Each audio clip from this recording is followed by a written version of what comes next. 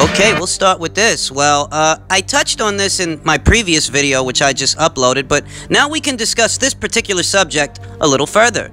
Reports are putting the Manny Pacquiao versus Adrian Broner pay-per-view at approximately 400,000 buys. That's where it's tracking. And some people are saying that the pay-per-view has fared better than it was expected to, but to be quite honest, I expected more than this. I expected something along the lines of 500 to 600,000 pay-per-view buys. At minimum, I felt that with the star power of Manny Pacquiao, who is very well known and very well liked, and the polarized figure that Adrian Broner is, you might like him, you might not like him, but at minimum, you know him. I thought between the shared popularity of both of those guys, they might come closer to at least 500,000 buys. I didn't expect that people had any illusions about where Manny Pacquiao is or illusions about Adrian Broner so much as the synergy that both of those guys could create together, that might be enough to move 500 to 600,000 pay-per-view buys, and this is well under. So when these guys are saying that the pay-per-view fared better than it was expected to, I think that really depends on who you ask. This number of 400,000 pay-per-view buys sold and counting, this number is really only 75,000 more than Deontay Wilder and Tyson Fury sold with their pay-per-view. And neither one of those two guys in the United States of America, neither one of those two guys are as well known as Adrian Broner and Manny Pacquiao. Hell no. To top it all off, those two guys, that was their American pay-per-view debut. Pop that cherry. So you're telling me that between the star power and notoriety of Manny Pacquiao and the controversy of Adrian Broner, the only real difference between the number of pay-per-views they can sell and the number of pay-per-views that Wilder and Fury, who aren't bona fide pay-per-view attractions, the only difference was 75,000 buys? That's it? That's all it did?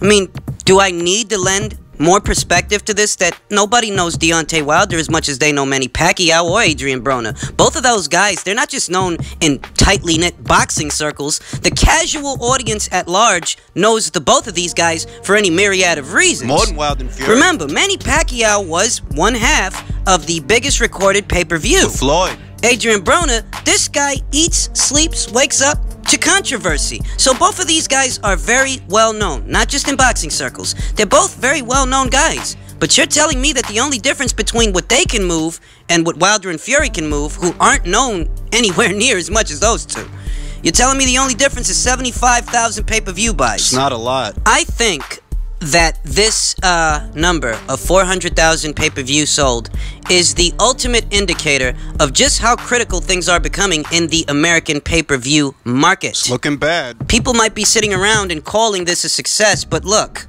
you know, Manny Pacquiao did similar numbers to this with both Chris Algieri, Tim Bradley, and Jesse Vargas. Similar numbers. With Chris Algieri, who is nowhere near as known or controversial amongst casuals at that. With Chris Algieri, Manny Pacquiao sold 400,000 pay-per-view buys. With Tim Bradley, who is also not as popular or controversial as Adrian Broner, he still sold 400,000 pay-per-view buys. Now, with Jesse Vargas, he sold about 300,000 pay-per-view buys. 100 less than with the other two. And neither one of these three guys are as controversial or as well-known as Adrian Broner. And yet, for all that notoriety, for all that polarization, that didn't make any sort of a dent in the buy rate. As controversial as Adrian Broner is, and as much as his supporters like to say that he does all that dumb shit to sell fights, even though this is the first time he's ever been on pay-per-view, so I don't know what fight they're trying to sell, but whatever. But for all that shit that his fans like to say, that he does all this weird, crazy shit, he stays in the news, he stays wrapped up in a controversy to sell a fight, it doesn't seem to have made that much of a difference in terms of buys. This buy rate is pretty much the same buy rate that Chris Algieri and Tim Bradley had, and those guys are about as controversial as warm mayonnaise. So you'll forgive me for saying so that I expected more. I expected a little more than this, not much more, but 500, 600,000 buys. I think that was the number that I was expecting. This is low. It's low for these two guys.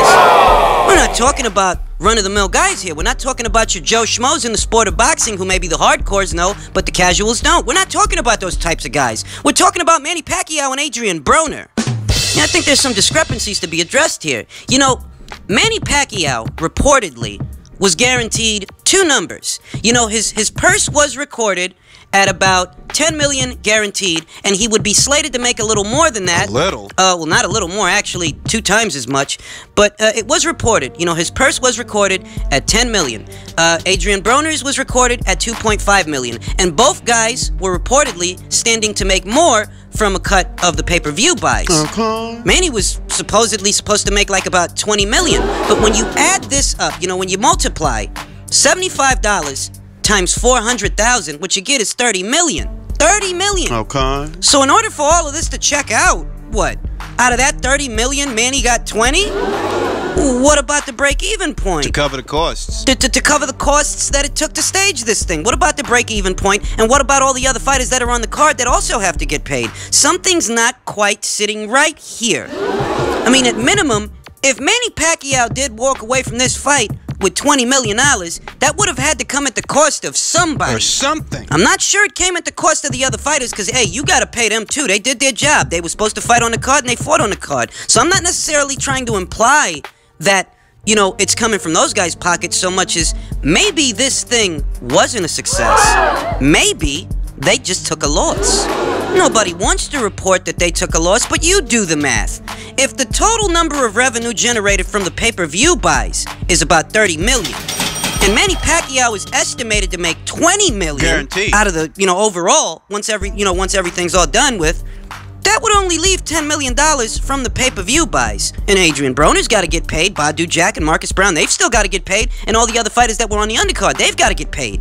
Now, you might be thinking to yourself, well, obviously the rest might have come from the gate, sponsorships, yada, yada, yada. Yeah, perhaps. But do realize that even the money from the gate, they don't take all of that home, you know.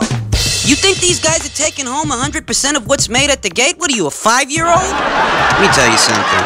Even somebody with a grade school understanding of basic mathematics could see that there's something to be addressed here when it comes to these numbers. That if the thing sold 400,000 pay-per-view buys at about $75 a buy, and that totals $30 million, and Manny is reportedly guaranteed $20 million, that's not even counting what everybody else got to get paid. Factor that in. And these kinds of events, you know, I don't know how people don't factor in the cost that goes into staging these events. And what exactly is the break-even point for this fight? You know, in the last pay-per-view that the PBC staged, the Wilder vs. Fury fight, the break-even point was about 250,000 buys. That means that if it had sold anything less than that, it'd have been a loss. People would have lost money. Now, neither Tyson Fury or Deontay Wilder was guaranteed 10 million or 20 million like Manny Pacquiao. They weren't guaranteed that number. They got a flat number and a cut of whatever the pay-per-view does after it hits a certain number. That number being anything past 250,000 buys. Here, this number, 400,000 buys, is not that far away from 325,000 buys. It's only a difference of 75,000. Yet one of these guys is reportedly guaranteed $20 million. At minimum, there are some questions that need answering. That's the most I can say. I don't know that they took a loss. It just looks kind of funny when all the news reports state that Manny Pacquiao was guaranteed something like $10-20 million, but this pay-per-view didn't do much more than Wilder and Fury's pay-per-view. And they had a smaller guarantee. Now, what I think at minimum we can walk away from this story learning and understanding is that the pay-per-view market here in America is hurting. And I don't know why anybody wouldn't be able to see this, but essentially that's saying that today's pay-per-view market puts the market value of an Adrian Broner in the same realm as a Chris Algieri years ago. That's how bad the market has become. That a guy as well-known, as controversial, as talked about as Adrian Broner doesn't make any more of a dent in the pay-per-view buys than Chris Algieri or Tim Bradley did. Guys who aren't as well-known, guys who aren't as controversial, guys who aren't as talked about, not just amongst boxing fans, but casual fans. That the market value of Adrian Broner today is equivocal to Chris Algieri's yesterday. And you guys don't see how that might reflect how bad the market has become? You don't get it? Well, you'd have to be blind, deaf, and dumb. Think about it. If you would have asked people before this fight, before the numbers came back, if you would have asked people, do you think that Adrian Broner's market value is the same as Chris Algieri's? The fuck? They would have told you no. They would have said, are you out of your fucking mind? Of course not. But now that the numbers are back and we have a point of reference, we have something to compare them against, something to compare it to. And I think what this really indicates, and don't be confused by this, but I think what this really indicates, what's being shown here, is the gradual degradation of the American pay-per-view market. That the market has degraded so bad that now Adrian Broner's pay-per-view numbers with Manny Pacquiao are practically the same as Chris Algieri's. And the difference between them is that one of these guys is actually more well-known. But the most he could do in this market is what Chris Algieri and Manny Pacquiao did in that market years ago. That's how bad it has become.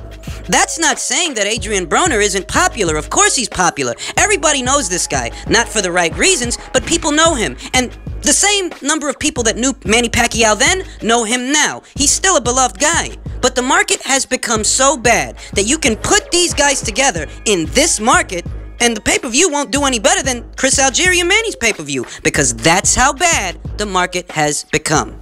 So let me simplify it for you. Let me put it in layman's terms for you guys watching this video, the easiest way I know how. The market used to be better. You used to be able to move 400,000 pay-per-view buys with a guy like Chris Algieri. But the market has become so bad that in order to move that same number of pay-per-view buys, you gotta conjure up a guy who's twice as popular, twice as controversial. To hit that same number, 400,000, you'd need the help of an Adrian Broner, a guy who's twice as popular as Chris Algieri was and is today. You'd need the help of an Adrian Broner to hit that same number today, because that's how bad the market has become. And how do you know? Do you think anybody out there today would buy a pay-per-view with Manny Pacquiao and Chris Algieri? Fuck no, not today. But yesterday, 400,000 people bought that shit. Whereas today, if you wanted to get 400,000 people to buy a Manny Pacquiao pay-per-view, you'd have to get Adrian Broner to help him sell it. And that's how bad the market has become. Essentially, you gotta work twice as hard for the same result. That's how bad the market has become. That yesterday's market, you could have hit that number easily, whereas in today's market, you gotta work twice as hard to hit that same number. That's how bad it's gotten. Now, it should be obvious to most as to what outlying factors are affecting the buy rates of many pay-per-views that are being staged. That today, unlike yesterday, that in these years, unlike in previous years, people who want to see a fight but don't want to have to deal with the hefty price tag, they have way more alternatives these days than they did in those days. There wasn't Facebook live streaming in 2014 when Manny Pacquiao fought Chris Algieri.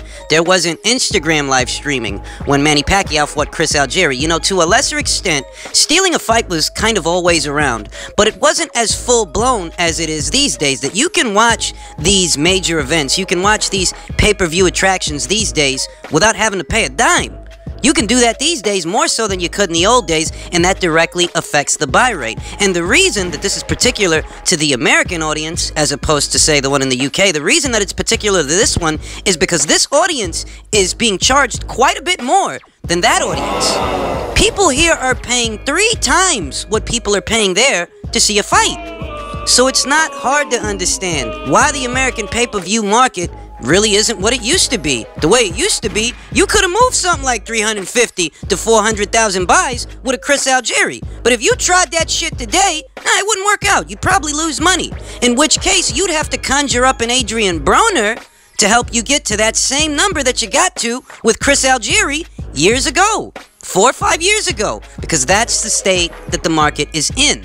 And in the realm of talking points floating around in the sport of boxing, in the realm of talking points that are floating around these days, pay-per-view buys, the buy rate, you know, which market is really thriving, that's a particularly hot topic for a lot of reasons these days. There are a lot of Americans out there that want to beat their chest over the size, the sheer size of the American market, without making light of how much of that market is actually purchasing these pay-per-views, because it's a massive audience, but only a very infinitesimal fraction of it is actually buying these fights. This is evident in the Wilder versus Joshua conversation. How people are talking about, you know, oh, should the fight be over here? Should the fight be over there? Well, traditionally, fights are staged where they stand to make the most money, and that's just it. You look at how pay-per-views are actually doing in the American market. That the first Canelo versus Golovkin fight made more money than the last one. And now Canelo Alvarez doesn't even fight on pay-per-view anymore, even though he's one of the only bankable pay-per-view attractions around.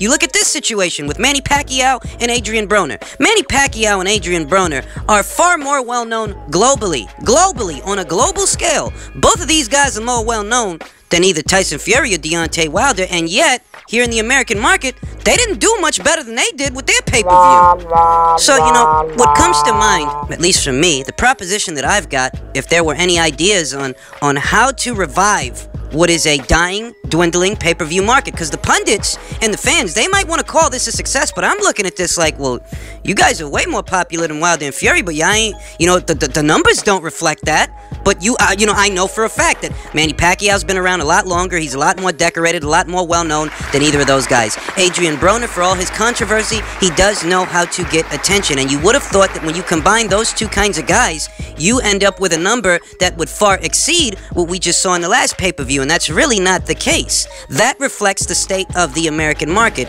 And one of the only solutions that can really be offered up to revive it, to get more Americans involved in buying pay-per-view fights, the only real solution is to change the price point.